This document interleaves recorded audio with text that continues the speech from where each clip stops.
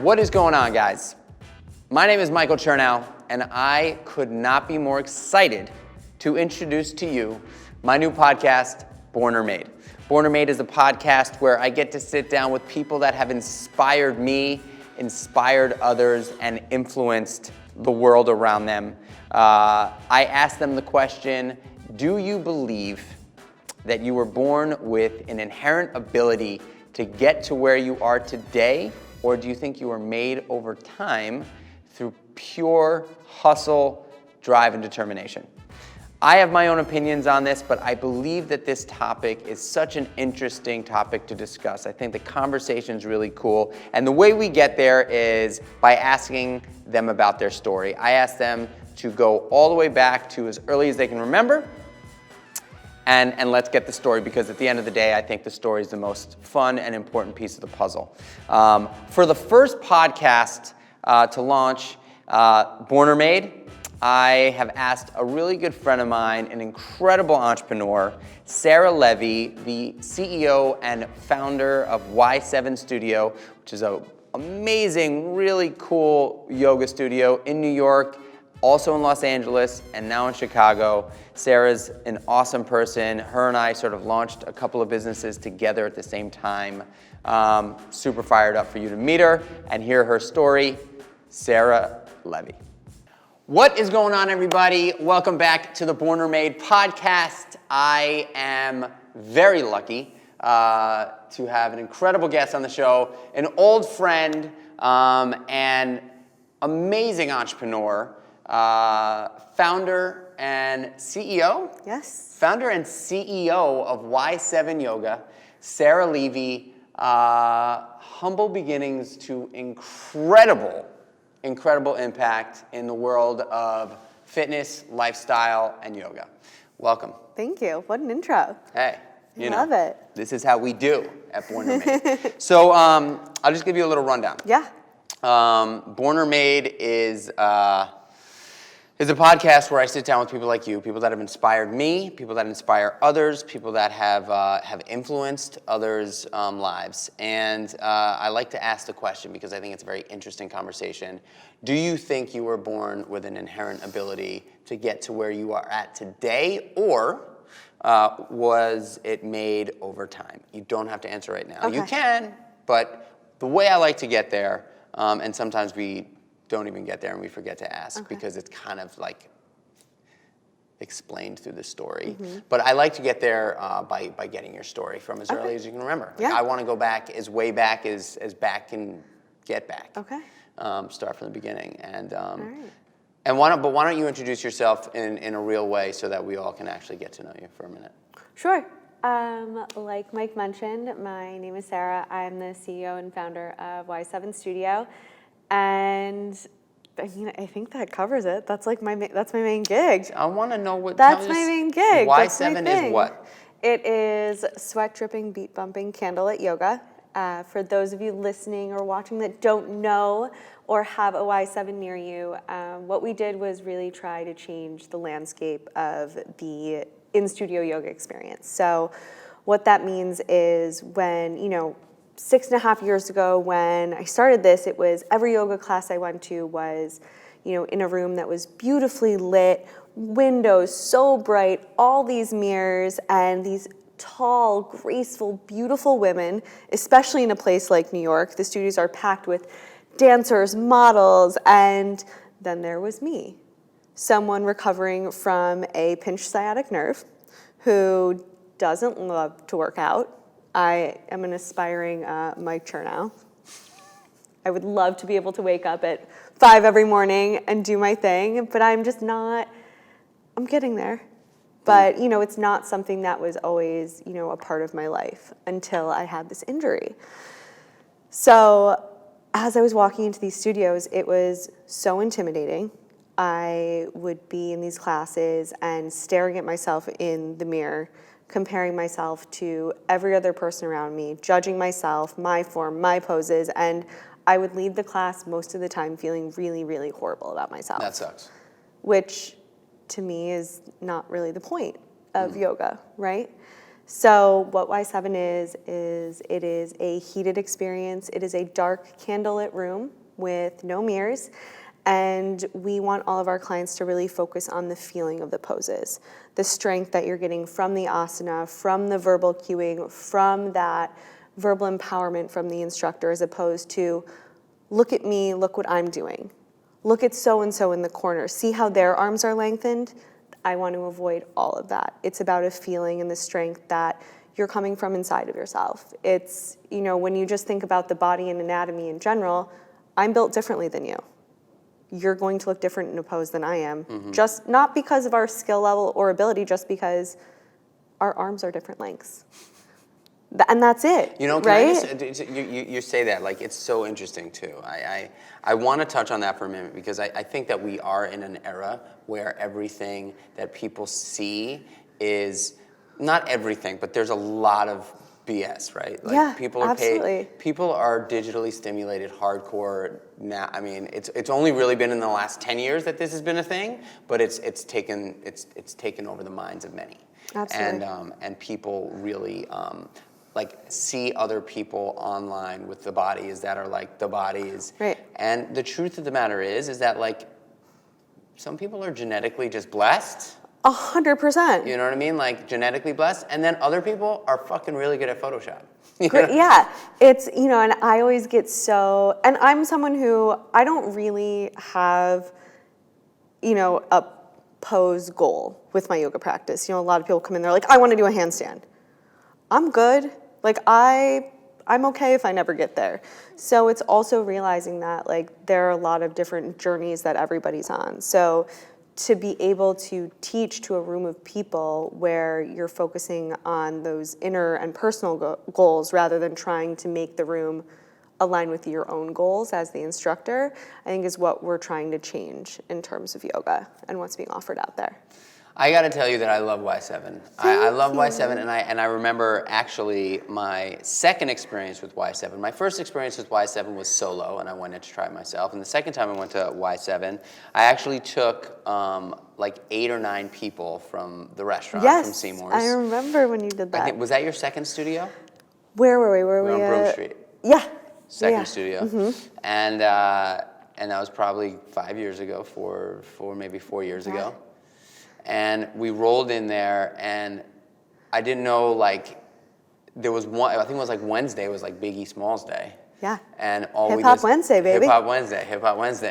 And we rolled in, and we were like 8 deep from Seymour's, and it was one of the coolest yoga experiences ever, because it made me feel like it's interesting. You walk into a yoga room, and it's much more intimate than any other fitness environment, because people are typically underdressed, specifically hot yoga, right? So like people are wearing like bathing suits, or like, most men are topless and in like a very, whatever. It's just like, it's a very intimate experience with the people that are around you. It could be very intimidating. Absolutely. And what you've done is you've like, not only have you like made the room feel a little darker, added a little vibe, taken away like I'm going to compare myself to that person because it's pretty dark in there, and you're just like in the room and you feel comfortable because it's pretty dark. It's like the first time, like, you're on a date, or you're on your like 3rd or 4th date, and you make out with somebody, and then like they're a little intimidated, so they like turn the lights down. Yeah, like let's just turn this down. Let's just turn this down. Like, we're in a bright room. Let's just kill the lights. And so I love that. And then when the music started, I was just like, I could do this, because it's an intense. It's an intense like flow. Yeah, it's an intense flow, and that, I think you hit on that perfectly. Where like that's what we want. Like, it is a very. What people ask of you in a yoga room, what teachers ask of you, kind of to shed that ego, to do all these things, and then to be in this brightly lit room. It adds another element of like, okay. Sure, like let me stand up a little straighter, because like, you know that there's eyes on you. And I wanted to take that away, because for me, I think it's so important to understand and listen to how you're feeling and how your body's physically responding, as opposed to kind of taking visual cues. I wish I did more yoga. I wish. You have an open invitation at Y7. I think you still have your comp. I think for me, I'm so addicted at this point in my life, I'm addicted. I'm a true gym bro. I am. Let me put it to you this way, funny. though. Let me ask you this. Would you like to continue to be a gym bro? And would you like to continue doing the activity you're doing now? So you're saying slip in a yoga class Yes, once a week. because You're right. I'm not, I don't even care if you don't come to me, but if you do not take time to lengthen those muscles You're right. that you're strengthening, you're going to be very sad You're one right. day You're right. when you overdo it. You're right. You're right. I got to do it. My wife tells me all the time. She's an incredible yogi. She's like, what are you Donna doing? knows. But I do like Theragun it often. Okay. Which doesn't really get the lengthening in there that I need. And I warm up and cool down. But like after a yoga class, there's a feeling that it's hard to find anywhere else. Like you release shit. Yeah, and it's hard. I will say to you, like I think one of the biggest barrier to entry for a lot of people like yourself who really love their time at the gym, know what they're doing, and really get a lot out of their workouts. I think the biggest barrier to entry with a yoga class traditionally is that you feel like you still have to do all that other stuff, right? It almost doesn't feel like enough. Like for me, in my head, I was like, okay, I can go after I lift. Right, exactly. And that's totally fair. But what we've tried to do is really, with the heat and with the kind of practice that we run, the vinyasa practice, with the one breath, one movement, and the constantly moving. It's intense. And the pushes in between, I think really focuses and forces you to focus on, those tough moments in class, sitting in that uncomfortable chair pose, being in that position maybe where your hamstrings are working a little bit more than they would. And that's kind of like the challenging part, I think, for, someone who is more used to that adrenaline rush of like the running or the lifting or those sort of really intense power workouts. It's a challenge to sit still. Totally. And also, by the way, like, hands down, absolutely not an easy class to get through. It's just not. I'm on the ground during like the third floor on your own. I'm like this. Yeah, it's tough. And like, and it's funny, like, you go and you look around the room and like there are like people that do it regularly, and they're like crushing it. And it's just, I think for me, for 12 years, I didn't lift a single weight. I only did Muay Thai and calisthenics. That was it. That's all I did. And so I think, and yoga. And I did a lot of yoga when I was much more into Muay Thai than I am today. But you're right. I got to get to Y7. I'm just saying. That's it. So I think it's incredible what you've done. Thank you. And you're like truly, you've inspired so many. Like when people talk about like people doing things, like you're one of the people on the list, and it's awesome. That's so nice. So it didn't just happen. So No. let's talk about how you got here. Well, you were there for a lot of it. You've been around since the days of the pop-up and the Monster Cycle. Mm-hmm. That's how we met. That's so funny. Yeah, that's when I still had true. I had a full-time job. That's so true. That's very, very true. That pop-up downstairs at Monster Cycle. That was our entry point into the city. Mm-hmm. Williamsburg, do you still live? You still live there. We lived there at the time, and it really is. We see a lot of studios now trying to break into that market, and it's a tight-knit neighborhood. And we're lucky that we started there, but people don't just go there to work out. It's a residential neighborhood. 100%. You live there. So, going into Manhattan and getting into the city was something that was so imperative to the business because that's where people are working and living, and everyone is working in Manhattan. So it became, kind of a turning point for us of like, okay, like this could be an actual business. This doesn't just have to be a side thing.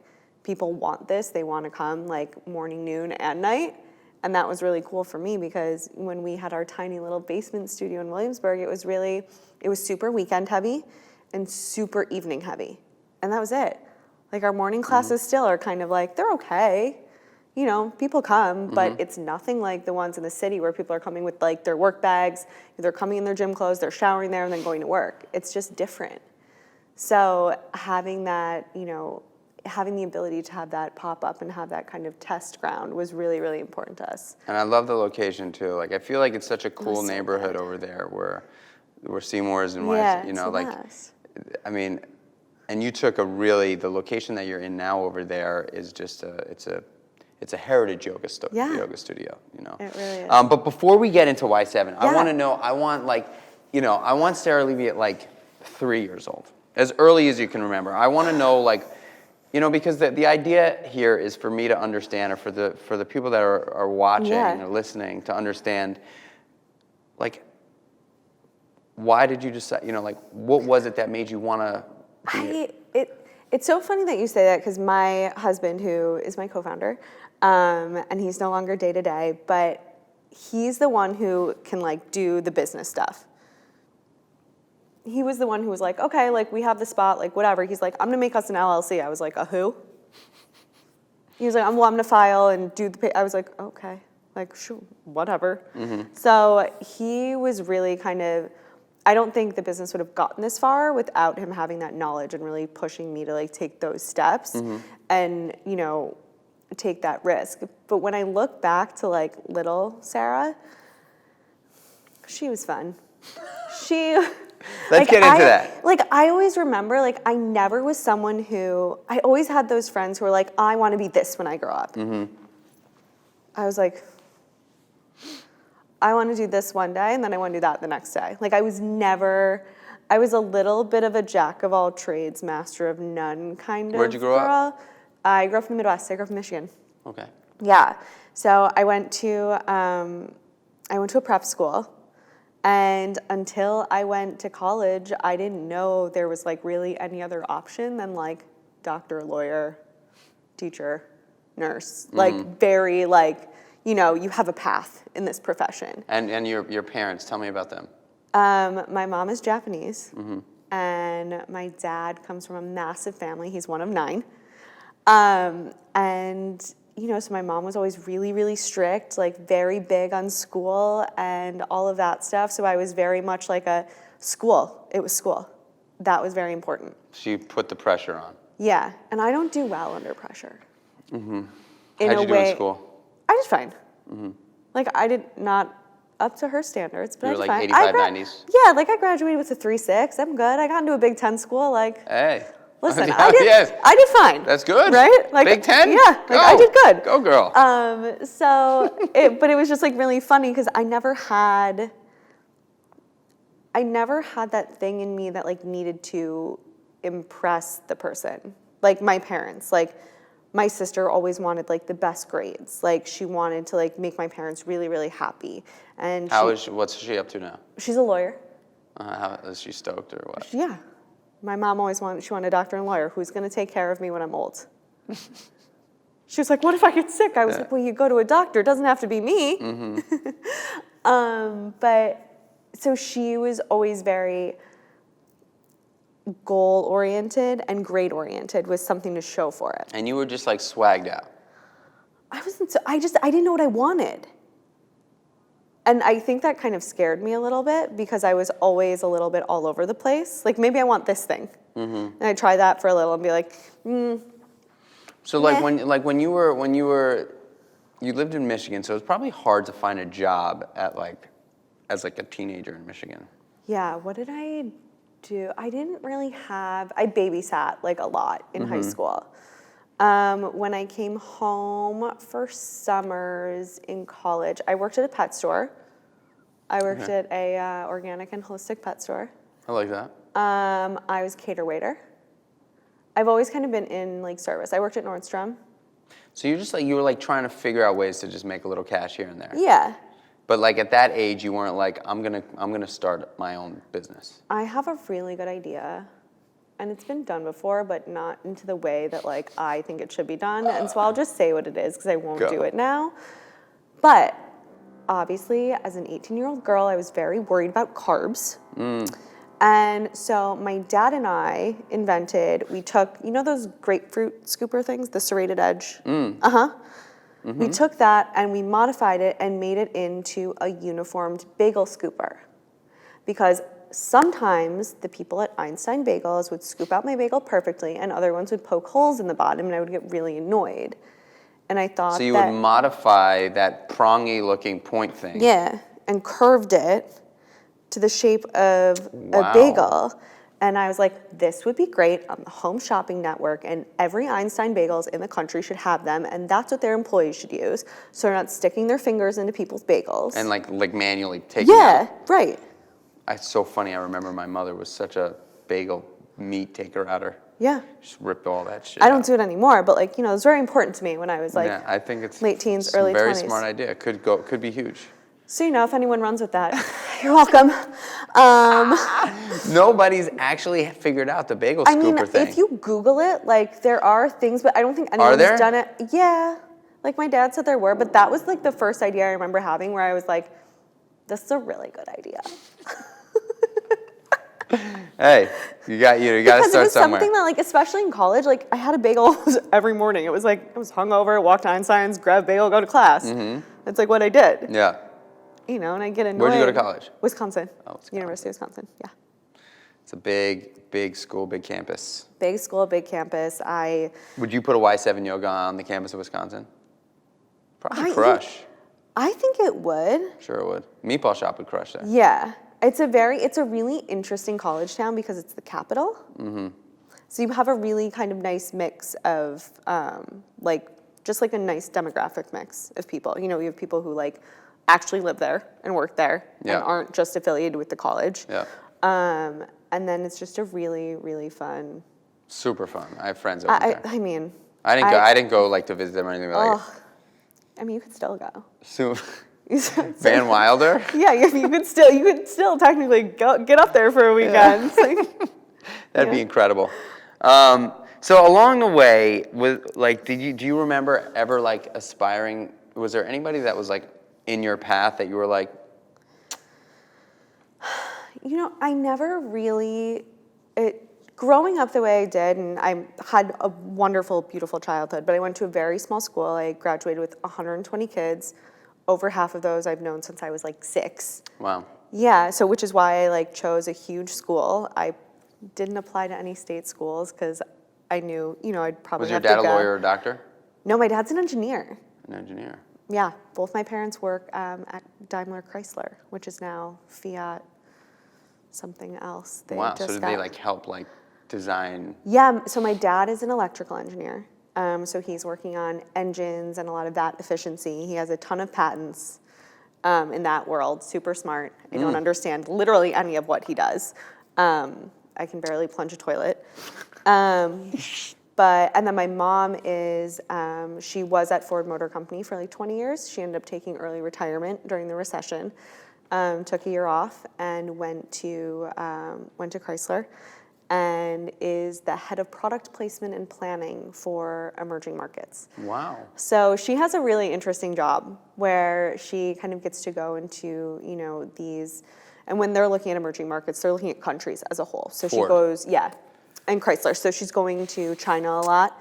She's market testing, product testing, seeing, you know, what things they're into, that we have to make slight changes from the American model. Like I remember one of the funniest conversations I ever overheard her having when she was, before the auto show in Shanghai, they were freaking out because a piece of bezel that they needed to change out, like wasn't making it to China. And it was like the one major difference, and like this bezel became like this huge thing. What'd she And do? so she took the bezel with her and flew it with her to China. Oh my gosh. But it was just really funny because that was kind of my first introduction to like things outside of, I think I was like, I must have been like 12 or 13. And it was like really interesting to me, like what a job like marketing was. Because you can look at it so many different ways. And Sure. now it's so different with everything that's so digital. Right, like because that is a marketing, yeah. That's Right, so like it's interesting. a part of it, right? It's a part of that like marketing strategy and plan and how it has to pivot for who you're talking to and who you're Sure. speaking to. So that was kind of my first like intro into understanding that was like how interesting that world is. So like, you know, along your journey through school and sort of like feeling not certain where you were gonna go and what path you were gonna take, and you had this sister that was like super focused, and you knew your mom was putting on the pressure hard to like doctor lawyer you. Was there anybody that like stuck out that you were just like? Yeah, I didn't answer your question. Yeah, was there anybody that was like, this is the person that I think I could emulate somehow, some way? I didn't really get that until I moved to New York. I graduated with a degree in consumer science with a focus on retail wholesale management. So my first job was actually in experiential marketing. It's kind of what got me to New York, and I was doing... like understanding how consumers behave? Yeah, was really that, which I've always found really, really fascinating. I think that's cool. It's really interesting, and I think, when you take a second, you look around like at the ads and like who's responding to what, and even with all that's going on in the digital world, it's just interesting to really like look at that and how you have to pivot, right? And so I purposely went with a really broad degree because I was like, you can kind of do a ton of stuff with that. Advertising, marketing. My focus was on retail and wholesale, so like there's that whole world of kind of soft goods that I could go into. So I ended up going into retail, and I was an account executive, which was really fun for me. So basically what I was the middleman between the clothing brand and the stores. So I was the one kind of selling. So in a way, like understanding the consumer that the store is talking to and curating the collections that we have. And so selling it to them. So not running the whole line in every store and specific pieces. Right. If your customer is, if you're a store, in on Long the Upper East Island Side, or the Upper East Side, or it's a downtown customer, Right. or if you're going into a college town like Madison, I had an amazing account in Madison that I loved. I like hung on to that till the end. I was like, I'll go visit them. I would love, it'd be my pleasure to go to Madison. But that's a different customer, right? That customer, especially in downtown Madison on State Street, like that was a little bit more of a price-sensitive customer because you're looking at a college student who is probably on a fixed budget from their parents. And so having things that are a little bit more workable for their budgets as opposed to, if you're looking at the Americana, which is a huge shopping center, and they have, people with a little bit more disposable income who are maybe buying a dress for just that one occasion. So there's different pieces for different stores in different communities. So it was really interesting for me to do that. And what I realized I'm really good at and what I love is making connections and like talking with people. And that was the one thing that I missed like in the 2.5-year period where Y7 did not have a team or an office. That's what I missed the most. Me too. That's my favorite. Like I missed going to like the trade shows at the Javits Center. Like I didn't miss the hours or the lighting. But I missed being able to like talk to my buyers and like having them like sneak me in like glasses of wine that they got at like, the little carts that would walk around, like connect. Yeah. Connect, human and connect. It's really fun and like working with them on understanding, who they're talking to and what they're doing. I think that is one of the reasons that Y7 has become so successful is because I'm able to really talk about what we do in a concrete way and message what our experience is. And how do you do that? So we've done that. We actually just launched it was either April or May of 2019, we launched our anthem, which basically took our internal core values and mission that we talk about with our team and put it public facing for our clients. And it now sits in every studio wall and our clients can read it. And it's really like what we stand for, what the experience is, what we want to do, changing the face of yoga, like what it looks like. The anthem, I kind of like that. Yeah. I've never heard anybody sort of describe it that way. Yeah, it's really just like what we're about. And it really clicks with people and resonates with people. And, I love it because so many of our clients will read it and be like, that's the thing I feel that I've never been able to explain to people. When they're there. Yeah, like that's the feeling like of coming in with all of this, stress or thinking about work or like a family situation or whatever it is, and coming in with all of that and leaving like a little bit lighter. And See, what's so funny? So like that moment right there, I believe I believe a lot of shit. Business is storytelling, right? and in my opinion, not for everybody, right? Business for some people is just about money spent, money earned, Right. period. So for me, business is about storytelling. I think for the better business people, business is about storytelling. Right. And if somebody could walk into your business or experience your business, however your business is supposed to be experienced, and be able to feel a certain way, and that feeling that they're having is actually your strategy, it's like, how can you beat that? Well, when you sit down and look at like the brands that you love and that you resonate with and that you gravitate towards, it's not, I mean, it could be because like, you know, practically the quality is the best, whatever, you know, but it's most likely a feeling that you get.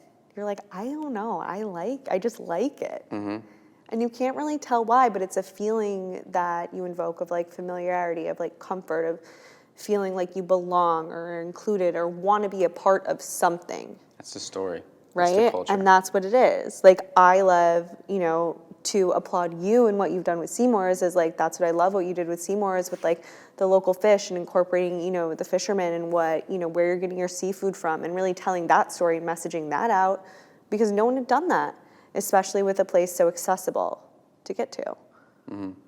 Thank you. Yeah. Thanks so much. You know, I think like when I really, you know, dive into the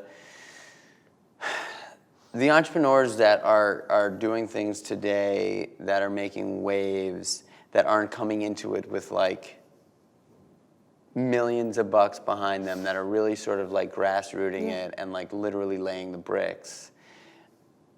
You know, the fabric is so important. And the way that the experience, again, like however your business is supposed to be experienced, is really you know, like what you're selling is not yoga. No, it's not. And I say this to people constantly, you know, we're obviously, everyone's a critic, everyone has an opinion, which is totally fine, but it's not for everybody. And that's okay.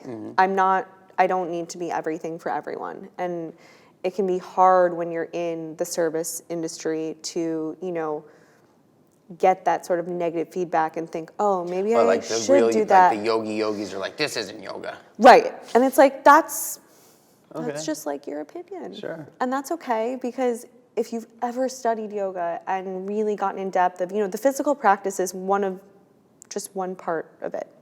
There's so much more to yoga as a whole. Like if yoga, if you feel better walking out of a Y7 class than you felt walking in, I mean, isn't that the purpose? That's the point. That's it. And again, like, it's not for everyone, and there's always, you know, there's so many studios and so many types of yoga that may be better suited to, you know, a certain person. Like, we never try and hide. Like, I always think it's funny when we'll get a review or something that's like 1 star, and it's like, it was dark in there, it was hot, and they played loud music. I'm like, no, that's I'm like, but that's exactly what we do. And that environment isn't for everyone, and that's okay, right? And it's just understanding that there's, you know, you have to stay with your mission. And, you know, like you said, it's that fabric of the company and your business, of what you're doing, and really believing in what you're doing.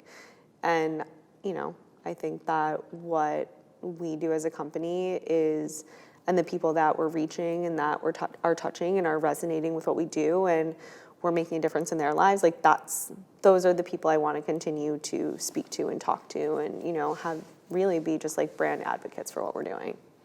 I want to get back into your story, but like after college, but before we get there, I think this is a good, because, you know, the culture component of business for me is probably the most important part. Yeah. I think, you know, a lot of people would hang me up and stone me for saying this, but like, I would rather close my business with a group of people that were fighting to the death with vigor and integrity and dignity and just giving it all they had because they loved it and they cared about it so much. I would rather do that than like die a slow, miserable death with people that hate their job, toxic environments, nobody feels safe or secure. It's an uncomfortable place. Like, I believe that culture is so important, so much more important than, in today's game, so much more important than making sure that your labor is 19.8%, not 19.2%. Right. And like taking that one person out of the front desk, that's gonna just make everything so much smoother, but you know you need to save the money for the winter because it's slower, and so you take that person out and then everybody feels uncomfortable, and then the experience sucks for the, like, it's so important. So like as you've grown and now you're how many studios? 14. 14 Chicago studios. will be 14. I mean, that's huge. Yeah. 14 studios in 3 different cities. Yes. And how do you sustain, do you believe that the culture today is where it was when you started, better than it was when you started, or has diluted a little bit? Where are you at? I actually think we're in a better place than we ever have been. We've, our team's grown very quickly from just like me to around 300 employees. And the bulk of our time and resources goes to training, goes towards hiring practices, goes towards, our biggest budgets go towards learning and development. Making sure that our teachers have resources to go to should they want to learn. Everyone on our leadership team and our studio teams has budget every quarter to put towards personal learning and development. And that's really important to me. It's great. Because I'm someone who firmly believes that everyone should be growing at their jobs. And if they grow out of being with me, that's okay. But I think everybody should be learning and growing constantly because that's what fosters that environment of curiosity and questioning and working towards making things better. And I couldn't agree with you more with if you have people who are unhappy, uncomfortable, that's how businesses die. And that's how they die slowly. Mm-hmm. It's because you're not willing to invest in your people and to really take a look at yourself. Like I have done so much work. I have a personal coach who I work with in my leadership skills because I had never managed a team like this. And I was like, I am literally I only have experience with working with myself really and being managed. I don't have the necessary communication skills to do what needs to be done to make this a really safe, communicative, open environment. Being a founder and people's boss is very hard. Mm-hmm. Because sometimes people don't want to tell you stuff, or don't know how to tell you stuff just because of the perceived, position of where you sit. And sometimes you don't want to tell them stuff. Yeah, right? And it's hard. If somebody's not doing a great job, sometimes, and you like that person a lot. How do you do that? Yeah. And we How do you do that? So we actually, since I've hired my leadership team, so since 2016. We actually we work with a company called Collaborative Coaching. It's a husband and wife team. They're incredible. And Yael, who we work with, we actually have leadership retreats twice a year. And what we do is it sounds really hokey, but it's like group therapy. She comes in, a month before we do this and sits with everyone for a half an hour, kind of. On the leadership team. On the leadership team, sees where their heads are at, what's been working, what hasn't been working, how they view the team, how are you feeling, what are the highlights, what are things you want to work on. And we talk about it. And we'll curate a 6-hour day of when we're working through, what we're struggling with, workload, balance, difficult conversations. We're a huge culture of feedback. Everyone has every other month we do reviews. You do, so you do a 360 review thing. Uh-huh. Do you get reviewed? I do. Our director of people, Natalie, reviews me. Because I'm young. Y7 is 6.5 years old. I was 26 when we started this, so I I was still at a very just like mid-level position in my job. I didn't have any other experience. The only thing I could draw off of is what I didn't like from, my managers. So it's been hugely helpful in terms of especially offering kind of this safe environment of ways to give feedback and for people to make those changes quickly, right? Because I had only ever worked at companies that did like the yearly review thing, and it was always associated with your comp. Right, 100%. So it's like, I did this, this is why I deserve get a raise or whatever you it don't. is, like, right. And so it can feel very like, just like doing the most without talking about how those things. Totally fucking staged. Yeah, like it feels like everyone's on their best behavior. Like I did all these things, and then like no one's ever happy because you're looking at it from two different lenses. Say you worked on a project and you're really proud of it, but it didn't fucking work. Like it didn't land anywhere. And your boss is like, well, based on these things, we're gonna give you a 2% raise. Right, and you're like, what? 2% raise? So, it's not I really. hate those conversations. It's not really helpful. And also, like, how do you how do you give difficult feedback to somebody about a situation that happened 9 months ago? You know what I like to do? So it's so because in the restaurant business, there is, there's hourly employees. Yeah. There's supervisors. There's assistant managers. I have all those layers, as do you. Yeah, okay, great. Yeah. So you know the Yeah. drill. And like as a founder and CEO, at a certain point you have to, it's not about not wanting to make the connection, or it's not about not wanting to be the person to communicate the things, but at a certain point, if you address people, you undermine their direct reports, right? Like you Absolutely. undermine their managers. Absolutely. If you say something that needs to be said, but you don't bring in that manager to say it with you, or you don't actually communicate it to the manager to then potentially have them communicate it to the person that needs the communication. Anyway, so you learn that as you go. Yes. But something that we do, and I started this at the Meatball Shop, and I think it's so effective. And I use this not only in business, but I use this throughout my life on a regular basis. But I have something called the sandwich technique. And the sandwich is, because I never want anybody to walk into a meeting scared, and I definitely don't want them to walk out feeling bad. Right. So like sometimes you can't prevent that if you have to deliver some unfortunate news. But this is why at the Meatball Shop and at Seymour's, it was very important to me that managers took notes on all of the assets that they had in their staff, not the liabilities. Because the managers are only focused, and a lot of businesses, like they like the negative shit is like the big elephant in the room. Well, it's also interesting, and I'm sure you get this as, in the service industry, because at the end of the day, like, that's what I look at, that's what we do. Sure. We are servicing our clients. 100%. People are spending their time, their money to spend time with us when they could easily be doing yoga in their living rooms. Right, and it's the same amount of time in your establishments that it is in mine. It's 60 minutes, that's the experience, and that's it's gotta all be you good. have. That's And what it you starts got. from the second you walk in the door. So Actually, it starts from before they walk in the door. so many layers.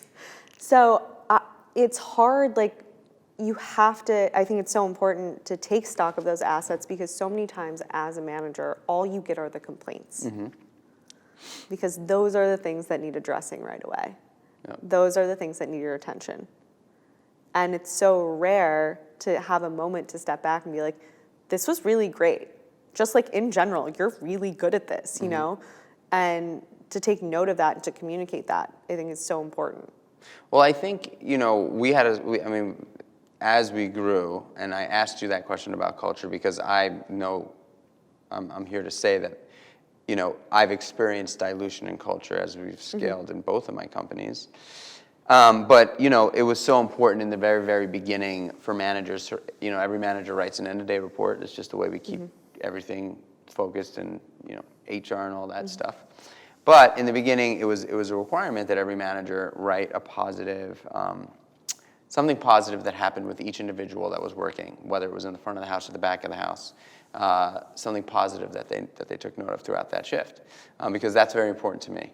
Because problems I know problems are happening. I know problems are all day long, nonstop, never. They will never stop. They'll never stop. I'm a firefighter. I walk around with a fire hose constantly, period. I know that shit. Yeah.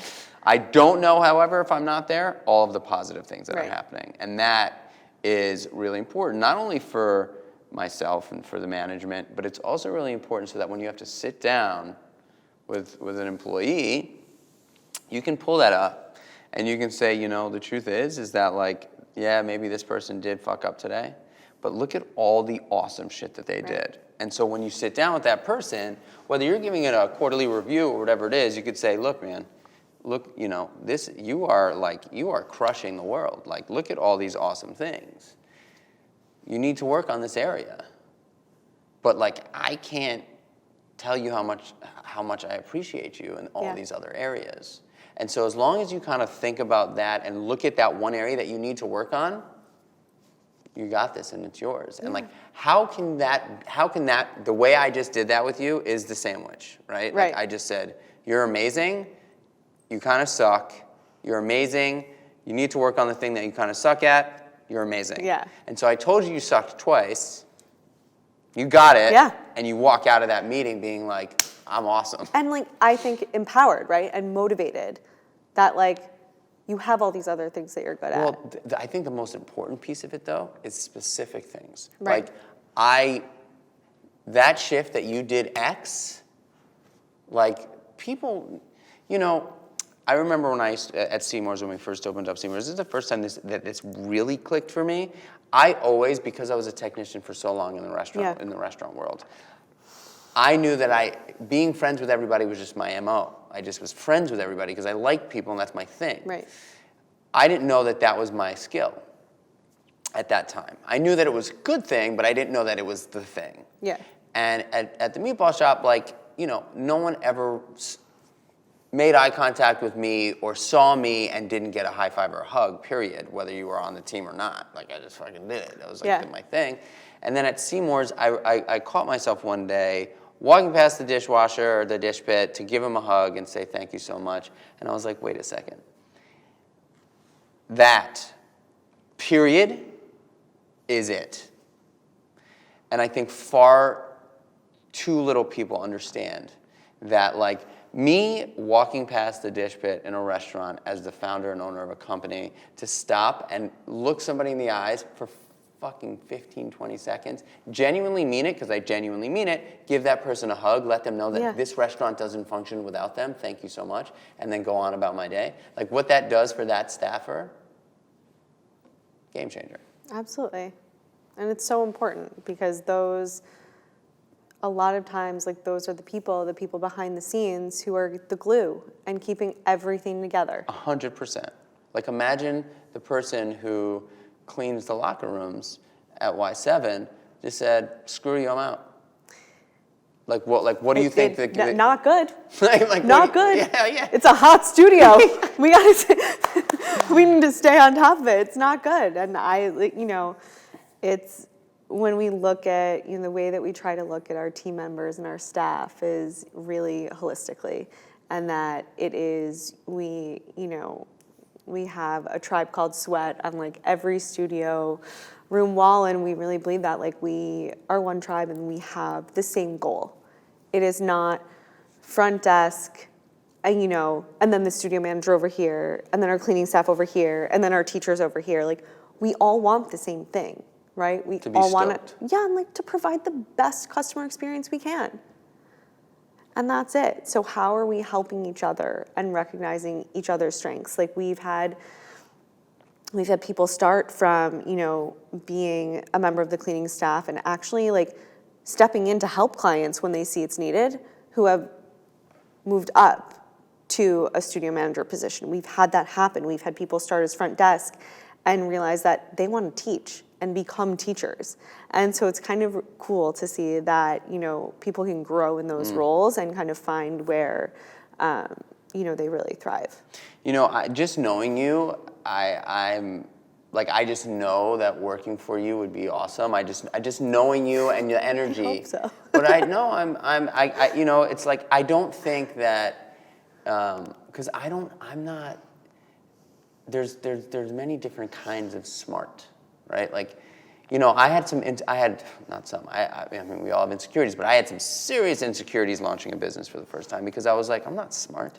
I'm not going to open up a P&L and skim it and be like, I know exactly what we need to do here, the X, Y, and like, I didn't even know, I didn't know, you know? Yeah. And I had people around me that did, and that was intimidating. Now I'm super stoked for those people, and I'm like, hey, by the way, if you never show me a P&L again, I'll be your best friend. Fantastic. Right, just tell me to be happy and smile, and that's, you know. Yeah. But like, I think what you do is very difficult, and it is also, it doesn't exist without you, period. It does not exist without you. And sometimes we get this smarts thing confused, right? Like, you know, the people that are running the money side of the biz tend to forget that this shit started in a basement in Williamsburg. Yeah. In your head, you know. Yeah. I think something that and I'm thankful that I've always been like this, something I'm very good at is knowing what I'm not good at. Me too. And I'm like you. Listen, I can read a P&L. Me too. You don't It's like where to. it stops. Like I can do the thing. It will take me 3 times as long as it will my VP of Finance. I will probably come to a very different conclusion than she will. And that's just the reality of it. I don't like math. I don't want to do the math. And I did it for as long as I needed to. And then I hired someone who's really, really good at it. Right. And by the way, And she like, kills it. And interesting enough, like, some people would be like, oh yeah, but you have to pay for that. And you're like, yeah, you do have to pay for that. But now the conversation is, so you pay for that and you free up the amount of hours that it was taking you to do it. And then you say, well, what am I worth an hour? And then you do the math on that. And you're like, I just saved a fucking ton of money. It's also like, let me do what I'm good at. Yeah. Like, let me do, like, I love doing stuff like this. The fact that I can step out in the middle of the day and come have this amazing conversation with you, that's what's important to me, and talk about, you know, where we started and the journeys and, you know, the passions and the stories behind the business. Like, the best conversation you've ever had. Exactly. Best day of my life. And that's important to me because no one can tell the story like I can. And it's important for me, you know, as we were talking a little bit earlier about talking and being really transparent about that fabric of the business and what it is and that culture, because there are some people who are like, Y7's super gimmicky, all they did was turn off the lights and put on hip hop and like, they think it's trendy. There's reasons behind all of that. And I'm happy to talk about it. Well, I want to know all about it. But, Yeah. but before we do that, I just want you to go from college to Y7. College to Y7. I moved to New York. And Is that like a big moment? I moved home first after college. So I was like, oh boy. I was like, I don't know what I'm doing. And my parents were like, we love you. You will not move anywhere without a job. They were like, my parents really set me up fantastically in the fact where like, I'm very scared to spend money I don't have.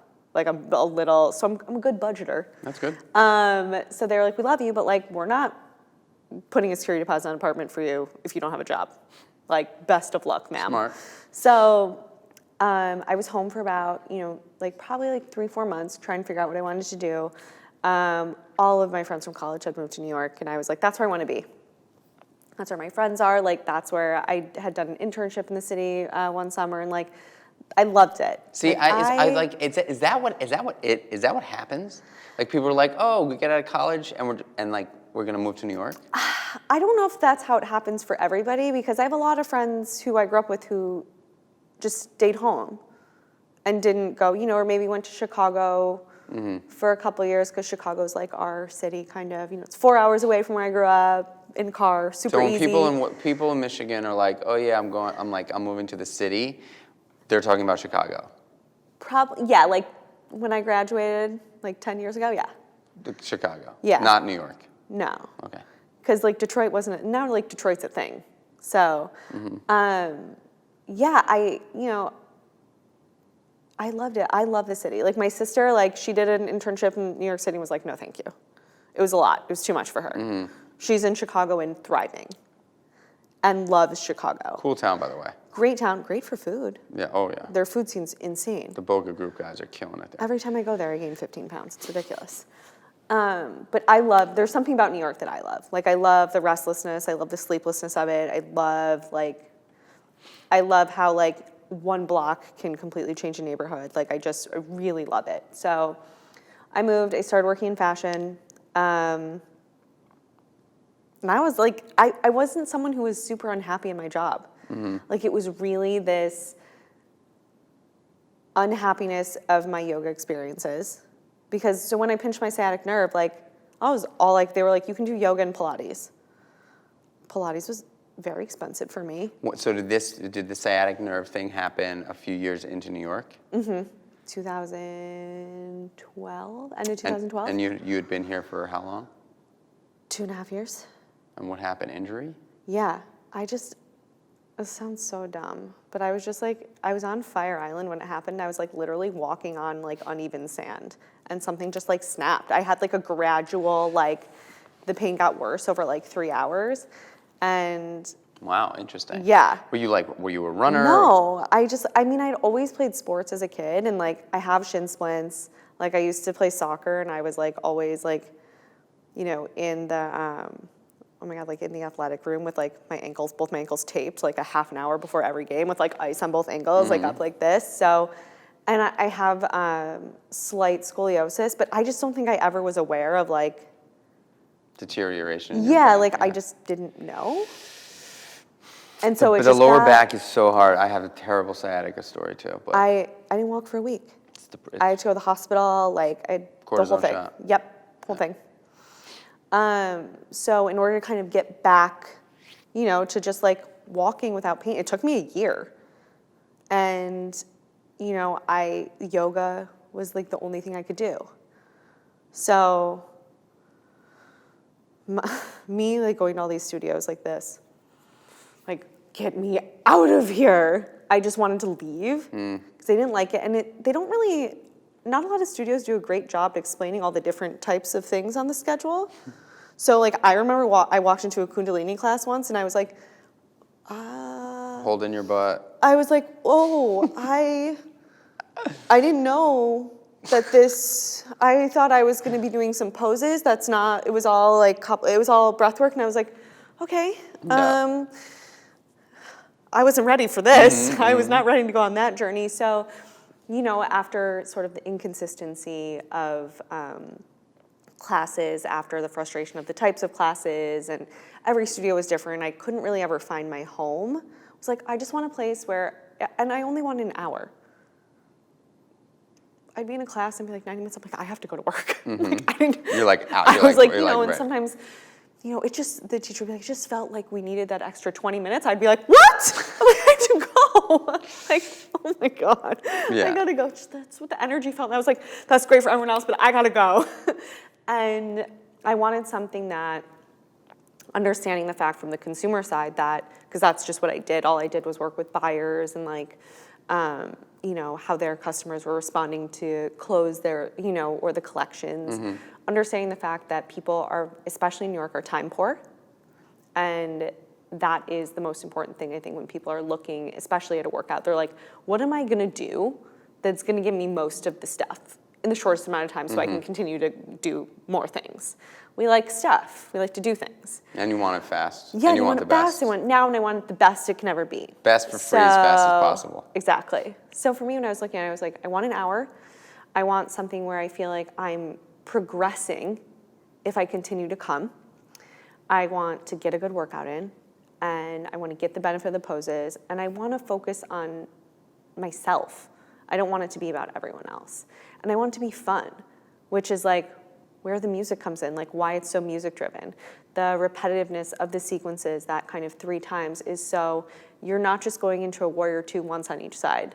Because what I always felt was like, I'd do it on my right, I'd be like, okay, like, oh, okay, I got it. And I'd do it on my left, I'd be like, I understand where I'm supposed to be. And what the cues would really land, and then I'd be really stoked to do it again. And it's like done. And then I'd be like, oh, fuck.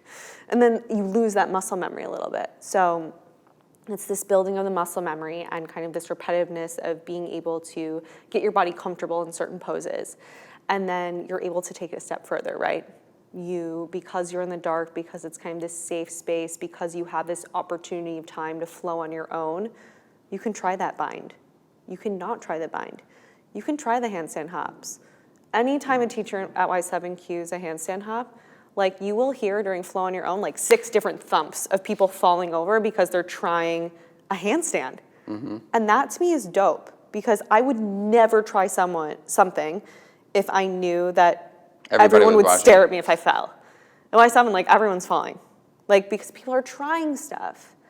And that, I think, is such a cool part of, when you're working on with something, especially as personal fitness, when you're working on progression, right? And you're working on seeing that difference. It's funny. It's like that's such a cool depiction, or like painting a really cool picture of people tend to not fail in environments where they're not comfortable enough to try as hard as you have to try in order to fail. You have to try really hard. You have to try really hard to fail. Yeah. Right? Like most people who are trying to do a handstand won't actually push to the point of falling over. Right. Like they'll just get up and drop down, right. get up and drop down. But like very few people will push as far as you need to go in order to stick it, or most of the time fall. And it's that time where you get to right when you fall. Every time I've nailed one, I've fallen over 2 seconds later because I'm kind of like, this is where I need to be. And then I continue to tumble. But like being able to create an environment like that where people feel comfortable enough to push to fail is awesome. Thank you. And that's like the whole point. It's also like, listen, you made it. You made it to your mat. Great work. If you need to take a break and you want a child's pose, go ahead. Like, it is your body. You decide what you need. We are here to motivate, to inspire, but at the end of the day, like, I'm not going to yell at you. You got such a good yoga teacher voice. I do? I just heard it. I just envisioned it. I don't want to yell at anyone, because I've been yelled at, and I'm the person who, like, I do not respond well to that kind of motivation. I'm like this. I'm like, no, like I don't want to. I'll do the opposite. So Y7 is a byproduct of you listening to you. It's everything I wanted in a yoga experience that I was not getting. And do you think that is what makes great businesses great? Yes. When there's a real problem that is consistently a problem in something that you really love doing, and you have not found a solution externally. Correct. And so you go out and do it. Yep.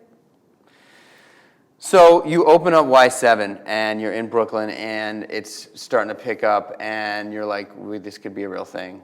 It could be a real thing. And, funny enough, so Michael and Dimitri, who are 2 of the founders of Monster Cycle, were actually our neighbors in Williamsburg. So when we lived in Williamsburg, they lived down the street from us. So we had seen them around the neighborhood, and then we got put in the same Well and Good article about kind of, workouts that were being very music-based. And Mason, like my husband and co-founder, cold reached out to them, was like, hey, would you guys want to partner in some way? There seems like a lot of synergies with the music. And they got back to us and we're like, we actually have this yoga space that we can't use because of the noise restrictions and with all of their sound levels and the amplified sounds. So they were like, you want to sublet it? You want to pop up and see how it goes? And that was it. I called my parents. I had them send me all my savings bonds. Because I did not have, the necessary capital to, to put down a security deposit for that kind of ground level, Soho Nolita space. And that was really when it started to take off. So that was January 2015. And within 2 months of popping up in the Monster Cycle, we signed a lease for Flatiron. As soon as I opened Flatiron, I quit my job in the end of March 2015. And Soho was killing it, so we relocated Soho to the Broome Street location. And 2016, we opened LA, Union Square, Upper East Side, and it's just kind of continued to grow from there. Wow. I mean, that's such an incredible story. Yeah. And then we ended up taking on, we were self-funded up until the end of 2016. So we did end up taking private equity capital. We raised around, and they're still our single private equity partner today. That's amazing. And Yeah. so was it just that one round that you raised, or have you raised subsequent? Yeah, so we have technically raised a second. It's an the extension. guys, they exercised their option to put in a little bit more capital, so they've been Doesn't that great. feel good when people are like, I want to put more money in. Can I put more money Honestly, like I was so foreign to that world too, like, finance, like math, I don't know. I'm like, numbers. And I promptly run the other way. But I think it's really cool because it's such a nod to the business, that they see it going somewhere from people who, aren't day to day in it. They aren't at the office all the day, but they see the growth and the potential of the growth and the success of the business. And we've been really lucky that we've been able to work with, the same. Weren't you on the cover of like Inc. or Entrepreneur magazines? Yeah, I was on the cover of Inc. magazine. Fucking love that. That was That's so weird. Good. I was like, Cover girl. they were like, you're on the cover. They were like, you're on the cover. I was like, I saw that in the airport. I was like, holy shit! I know. I made it to the airport. I was like, what? That is so good. Just a regular airport. So good. Airport Hudson News celebrity. Oh my god! From the dingy basements of Williamsburg. Yeah, it feels cool because and I'm sure that this happens to you, but when you're day to day and you're constantly working and and I still love it. Like, it's what I love to do. Like, I love going to the office. I love being with my team. And it's so interesting to have a moment like that and to step back and be like, oh, I built this thing. Totally. And to be recognized, and to be recognized for it is like, wow. Because I don't do that in my daily life. And it's something I'm trying to do more, is to just be really proud of like everything that we built and, the team I have around me. And it was a really cool moment to be like, this is like a real thing. So, celebrate, girl. Yeah. Like, I think that is something that we tend to forget a lot. Yeah, like, and it's cool. There are people out there singing your praises and like fist pumping you, and like sometimes when you're in the thick, or a lot of the time when you're in the thick, it's not that you don't appreciate it, but it's hard to really appreciate you. Yeah. It's hard to appreciate you when you're in the thick. Yeah. I can't thank you enough for coming on. Thank you for having me. It's so much fun. So, do you think you were born this way, or you were made over time? Can I say it was both? Because I think... You can. I think that looking back and knowing how kind of curious I was about everything, I would say that's something like innate in me, of like the question asker. And never being like okay being at like one like job. Like, I never could ever see myself sitting in like one profession and doing the same thing every day. And what I love about this like entrepreneurship kind of journey is that every day is different. And you're always learning something, and you're always asking questions, and you can always get better. And that for me is such a fun part of the job. But at the same time, like, I've learned so much, and I don't think, I think being in a place like New York where you have the capability to do like, these pop-ups and really like partner with people and meet so many cool people everywhere, that's what really kind of like, I think the city was like a big part of me being able to do this. So you're a bother. I'm a bother. I know it's not like... I gotta say, probably, I would argue to say that 50% of the guests that we've had on the show have said both. Really? Yeah, 50%. I think it's really, like, 50% of the people have said both or a version of both. And 25 have probably said born, 25 have said made. It's such, I just think the conversation is so great. And I love like getting the story for me. I mean, like, how many people actually have heard that story that you just told? I mean, not a lot. It's fun to have the opportunity to tell it, right? The story is I'm so intrigued by storytelling. Like, I feel like storytelling, like podcast is, I'm a podcast listener. I love the podcast thing. But when I get like a real nonfiction story that Yes. sinks, like that gets me, I'm stoked, you know? Yeah. And to so to understand that, I just think it's so much fun. And then to ask a question around it, whether you think, if you really look into it. But ladies and gents, if you have not been to Y7 Studio, get your ass off the couch No and go. excuses. Because this shit is so much fun. You sweat your ass off. It's a great workout. I might gain an inch or two on my arms or legs. Who knows? Lengthen out. You're amazing. Thank you. Thank very, you for very having me. much. I appreciate it. Yeah, thank you. Helps out. Here we go.